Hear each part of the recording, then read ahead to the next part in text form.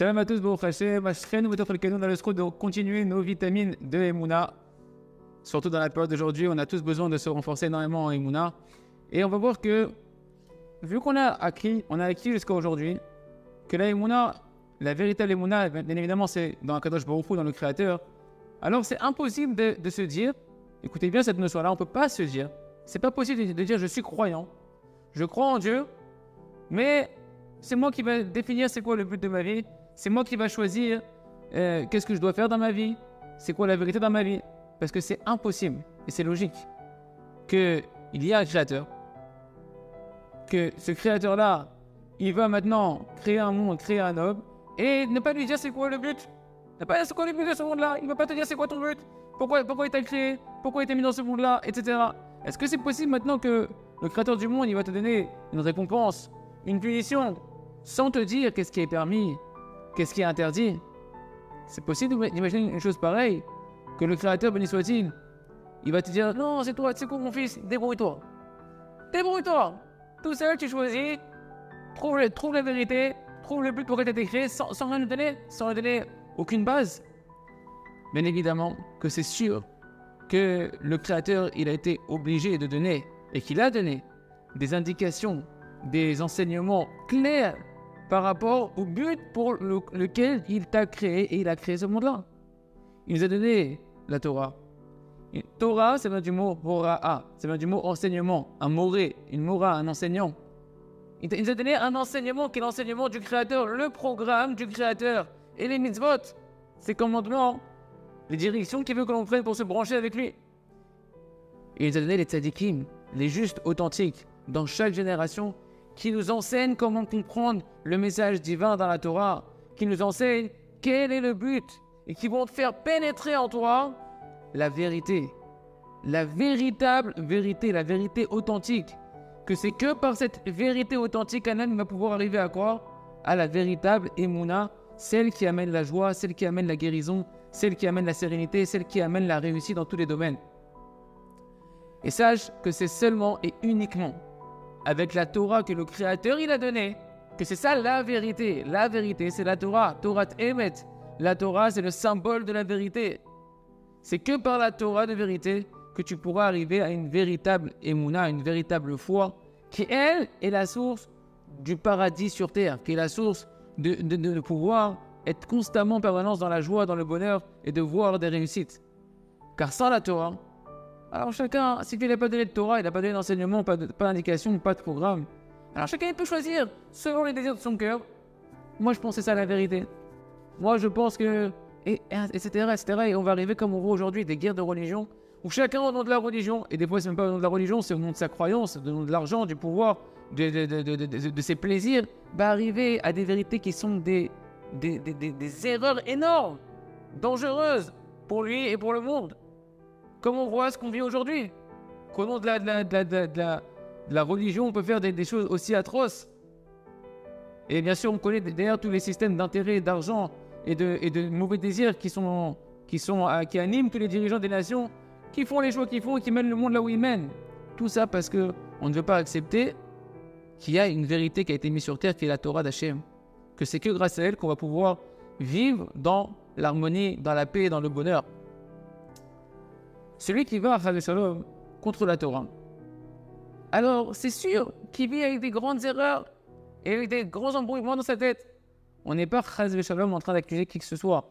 On est en train de poser des définitions, poser des bases, et personne n'a à se culpabiliser de là où il a été, puisqu'Hachem l'a envoyé, l'a fait naître dans les conditions où il l'a fait naître et l'a guidé jusqu'à là où il en est aujourd'hui. Mais de comprendre que d'aller contre la Torah, Shalom, de ne pas vouloir aller avec la paix de la Torah, faire la paix avec la Torah et avec Kadosh Baruch Hu, alors un homme il est en train maintenant de se faire une vie difficile, parce que qu'est-ce qu'il va choisir? Que le but de la vie c'est quoi? Courir après l'argent, courir après les femmes, courir après les honneurs, après le pouvoir, après la nourriture. Chacun est en fonction de son imaginaire et des passions qu'il y a dans son cœur. Alors il va choisir c'est quoi la vérité. Et comme on voit que c'est comme ça qu'on arrive à des grandes erreurs et qu'il y a autant de vérités qu'il y a d'hommes quasiment. Parce que chacun il a sa vérité. Chacun il s'est défini en fonction de son mauvais penchant et de ses désirs de son cœur, sa vérité. Et donc du coup c'est pour ça qu'aujourd'hui on se retrouve dans un monde, dans une génération Ou mamash, c'est pas agréable de vivre. S'il n'y a pas la émouna, Kimat, c'est un endroit presque insupportable de vivre, rempli de haine, de jalousie, de concurrence, de médisance. Les gens, ils se volent les uns les autres, ils se vengent, ils sont cruels, ils se font des sales coups, des meurtres, des massacres, des tromperies. Mais qui tournent toutes les saletés possibles et inimaginables sont le fruit de cette non-recherche de la vérité auprès d'Hachem, auprès de sa Torah, et de vouloir vivre sans la Torah et avec ma vérité à moi. Mais lorsque, maintenant on décide, ce que chacun est en train de faire en écoutant ces cours-là, de vouloir avancer. Quand tu décides maintenant toi que tu veux avancer dans la vie d'après les chemins de la Torah, à ton niveau à toi, à ta vitesse à toi, mais t'avances dans le chemin de la Torah, alors tu vas à chaque fois recevoir des vitamines de Emouna véritable, de la Emouna authentique, qui fait que ton monde à toi et le monde qui dépend de toi va devenir un monde merveilleux. Chacun qui va s'efforcer de se comporter d'après la Torah, alors tu vas te sentir heureux de ta part. Et donc tu ne vas pas regarder la femme de ton prochain, tu ne vas pas envier la maison de ton prochain. À plus forte raison que tu ne vas pas toucher ce qui appartient à ton prochain. Tu vas honorer tout le monde. Un homme qui est dans cette Torah et cette émouna de vérité, parce que la vérité c'est la Torah, c'est Hachem, alors il honore tout le monde. Il veut la réussite de tout le monde. Il fait du chesed, de la bonté, de la tzedaka, autour de lui avec tout le monde. Il veut faire du bien à tout le monde. Il fait son commerce avec honnêteté, sans ruser, sans mentir, sans faire des sales coups, etc. Tout ça, il le fait d'après la Torah, qui est éclairée de la véritable émouna, de la véritable croyance sainte du Ham Israël. Le principe que tu dois retenir et qu'on doit tous retenir, les amis.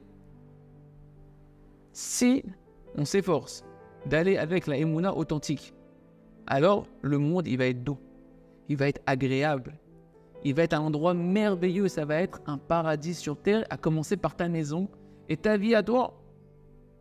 Parce que c'est seulement celui qui vit dans le chemin de la Torah qui est en train de se préparer, qu'Hachem lui a préparé déjà, une vie extrêmement douce et agréable si on est connecté à la émouna authentique comme on va le voir ensemble. Mais maintenant, c'est pas suffisant d'être dans la Torah. Chacun d'entre nous, on peut être dans la Torah. Moi, le premier, pendant longtemps, quand j'ai fait le Shuvah, tu peux être dans la Torah. Et la Torah ne te suffit pas encore pour pouvoir vivre dans la émouna authentique. Parce que si un homme ne cherche pas, grâce à la Torah, à renforcer sa émouna, alors lui aussi, il peut rater la cible. Lui aussi, il peut passer à côté et faire des grandes erreurs, même s'il étudie la Torah et qu'il vit une vie de Torah. Et quelque part, sur certains points de vue, c'est même pire que celui qui n'étudie pas la Torah. Parce que toi, tu es dans la Torah, tu es dans le chemin d'Hachem, tu devrais, au contraire, arriver au but plus facilement que l'autre. Tu as déjà été gratifié d'être dans le chemin de la Torah. Et pourquoi on peut être dans la Torah et ne pas arriver à la véritable émouna, les amis? Ça, il faut bien le comprendre, c'est extrêmement important. C'est le point crucial de ce qu'on voit, du shiur d'aujourd'hui, du cours d'aujourd'hui. Retenez bien ce qu'on va dire ici. Parce que l'essentiel de la vérité, où tu vas trouver la vérité, qui est la véritable émouna, la véritable croyance, on ne la reçoit que et uniquement par le rapprochement et la recherche des tzadikim, des justes authentiques, qui sont uniques dans chaque génération, depuis Moshe Rabbeinu jusqu'à aujourd'hui. Celui qui ne se rapproche pas de ces tzadikim-là, alors, comme on va voir, il ne peut pas trouver la véritable émouna. Il peut étudier la Torah, il peut faire les mitzvot, il est dans la émouna, il est dans la croyance, bien évidemment, il fait la Torah et les mitzvot, mais la véritable émouna, amitit, droite, de la Kedusha, qui amène à la connexion de Kadosh Baruch Hu, qui guérit tous les problèmes, ça, sans les tzadikim, tu ne peux pas y arriver. La preuve, c'est qu'il y a énormément de gens qui se comportent dans Torah et mitzvot, qui vivent leur vie avec la Torah et les mitzvot, qui sont religieux, même orthodoxes. Et ils n'ont aucun lien avec la émouna, la véritable émouna. Pourquoi? Ils ne parlent pas avec Hachem de leurs problèmes. Dès qu'il leur arrive une difficulté, dès qu'il leur arrive une épreuve, ils font exactement ce qu'un homme qui manque d'émouna, et ben on va faire. Ils vont se mettre en colère, pas être d'accord, être stressés, de courir chez le docteur dès qu'il y a un problème, courir chez un conseiller, un tel, etc. Avoir le souci de la parnassa et le stress de la parnassa et l'angoisse de la parnassa, etc. Ils se vengent, ils disent de la genara, et ils se disputent pour des héritages. Mais Kitsour, c'est des choses qu'on voit tous les jours en réalité. Alors que normalement, quelqu'un qui est dans une émouna véritable, grâce à la Torah, ne devrait pas vivre les choses de cette manière-là. C'est pourquoi, hein, dans chaque génération, Hachem, il a donné la solution. Il a donné la clé, la clé pour déverrouiller le code secret de la Torah, afin que la Torah t'amène à la véritable lumière qu'elle contient en elle, à la véritable émouna. Dans chaque génération, il y a un route, un fil, une chaîne qui relie chaque génération jusqu'à Moshe Rabbeinu, qui ne s'interrompt jamais. Les malheurs de cette chaîne ne sont jamais interrompus. Il y a toujours des tzadikim dans chaque génération qui ont reçu, et même dans notre génération à nous, qui ont reçu le chemin de la Torah véritable de leur maître. Jusqu'à Moshe Rabbeinu lui-même. Comme c'est marqué dans Pirkei Avot, première Mishnah de Pirkei Avot. Ken, c'est marqué Moshe Kibel Torah Sinaï. Moshe, il a reçu la Torah depuis le mont Sinaï. Et il l'a transmise à Yehoshua. Et Yehoshua, il l'a transmis aux anciens. Et eux, ils l'ont transmise, etc., etc. Et cette transmission s'est passée de maître en élève pour chaque élève qui s'est soumis à son maître et qui a transmis derrière lui le flambeau. Et ce sont eux qui sont les véritables bergers, les véritables guides, qui nous permettent de construire la compréhension véritable de la Torah et des mitzvot. Et le but pour lequel on a reçu la Torah et des mitzvot, ils le construisent en nous, ils font pénétrer en nous la vérité et la véritable émouna. C'est pourquoi? Qu'est-ce que tu dois faire? Qu'est-ce que tu dois faire maintenant? Eh bien, tu dois te mettre à rechercher énormément un véritable dirigeant, le véritable dirigeant de la génération, qui a une dimension en lui de Ruach HaKodesh, de souffle divin, qui peut te montrer à toi le chemin pour arriver, non pas simplement à étudier la Torah, mais à accomplir tout ce qui est marqué dans la Torah, parce que c'est ça la véritable difficulté. C'est de réussir à accomplir ce qu'Hachem lui demande quand tu l'as étudié. Et ça suffit pas, tu me dis, oui, moi c'est bon, j'ai un rave dans ma communauté, Baruch Hashem, voilà, il est très bien, et sur Internet, voilà, je me connecte avec l'Ilach Sportif et tout, c'est très bien. Ça ne suffit pas. Ça ne suffit pas, les amis, d'être connecté à un rave. Il faut, en réalité, chercher le plus grand des tzadikim, un rave qui a reçu lui-même une transmission de ses maîtres, ou au moins un élève qui est connecté à ce rave-là qui, dans cette génération, a reçu une transmission authentique. Comment amener l'homme à son but? Comment ramener l'homme à accomplir la Torah et les mitzvot et changer ses traits de caractère? Mais qui tout à faire ce qu'Hachem lui demande? Parce qu'il y a énormément de décisions, de lois juives qui ont été tranchées, des psak halakha, des mitzvot que tout le monde connaît, etc., qui sont connus. Qu'est-ce qui est permis, qu'est-ce qui est interdit? Mais la plupart d'entre nous, on est encore confrontés à des difficultés pour accomplir ce qu'on a étudié ou ce qu'on a entendu. Et ça, il faut un guide. Il faut un guide spirituel qui est nécessaire, qu'Hachem a mis que dans chaque génération, il a besoin d'être là. Et on a besoin de le trouver pour arriver à parfaire notre étude de la Torah, notre pratique des mitzvot par son intermédiaire. Qui sait aller et s'adapter à l'esprit de chacun, à l'âme de chacun, à la spécificité de chacun, comprendre chaque individu et pouvoir le guider dans sa spécificité à lui, dans la tienne, ta spécificité à toi.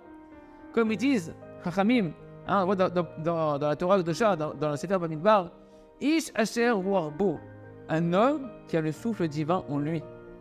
Qui lui, qu'est-ce qu'il va pouvoir faire en réalité, cet homme qui a le souffle divin? Il peut aller et comprendre et guider et descendre au niveau de chacun pour le guider. C'est-à-dire qu'il a un souffle divin, Ruach HaKodesh, qui lui permet de déceler des choses qui ne sont cachées, des choses qui sont, comme dit le Kliyakar, des choses qui sont que nous, en tant qu'être humain normal, on n'arrive pas à percevoir chez l'autre. Et lui, il sait comment réveiller, comment te réveiller positivement, comment te renforcer positivement, comment maintenant t'amener au niveau aussi bas que tu peux penser être à accomplir la Torah, ou bien au niveau le plus haut qu'une personne peut penser être, qu'elle doit encore évoluer pour accomplir la Torah. Et ce dirigeant-là, il doit être extrêmement saint, extrêmement détaché de tout ce qui est les mauvaises mœurs, etc. Et même dans ce qui est permis, d'être très très très saint, au summum de la Kedusha, quelqu'un d'un niveau extrêmement élevé, qui a reçu une transmission extrêmement claire, jusqu'à Moshe Rabbeinu.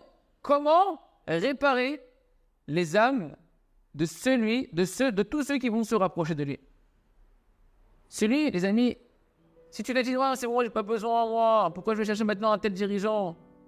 Alors tu peux étudier la Torah toute ta vie, toute la Torah, et pas forcément arriver au but véritable et vivre dans une erreur. Sur ça, c'est marqué dans le Mishlei, le Mohamed, le plus sage de tous les hommes. Il nous dit, Yesh derer yeshara, derer yashar nifne ish, il y a un chemin droit devant l'homme, ve'atharita d'afre mavet. Et pourtant, la fin de ce chemin qui te paraît droit, aboutit à la mort. Qu'est-ce que ça veut dire? Ça veut dire que tu peux croire que c'est le bon chemin, c'est bon, je suis bien, je suis dans le but. Et pourtant, tu es en train de t'arriver dans une erreur. Combien d'exemples dans la Torah comme ça de grands personnages qui étaient dans la Torah et qui se sont trompés? Que ce soit Korah, que ce soit Achitophel, que ce soit énormément de grands érudits en Torah. On dit dans les matins, justement, tous les jours, tu dis dans les matins dans la prière, dans la Kedusha des Sidra, après la Mida, après Ashrei, on fait Uva Netzion, et là-bas on dit Baruch Hu Eloheinu shebra'anu lirvodo ve'ivdilanu min hatoim. Béni soit-il, oui, notre Dieu, qui nous a créés pour sa gloire et qui nous a séparés de ceux qui sont dans l'erreur. Minatoim, de ceux au pluriel qui se trompent. Pourquoi c'est au pluriel? Parce que le chidouche, il est comme ça. Il y a deux sortes d'erreurs qu'on peut faire. Il y a ceux qui sont complètement dehors du chemin de la Torah, ils se sont trompés pour l'instant, ils n'ont pas montré encore dans la vérité. Ça, c'est une première sorte d'erreur. Mais maintenant, il y a ceux qui se trouvent a priori déjà dans le monde de la Torah. Et eux aussi, ils se trompent dans leur chemin dans la Torah. Parce qu'ils ne recherchent pas celui, ils n'ont pas encore acquis l'humilité qu'ils ont besoin d'un berger, qu'Hachem a déjà mis sur terre pour les amener comment accomplir la Torah et pouvoir faire ce qu'ils ont à faire sur terre. Et ça, c'est marqué de manière explicite dans l'écouté Moharan, dans l'enseignement numéro 123, le dit Rabbi Nachman de Breslev, Rabbeinu Akadosh.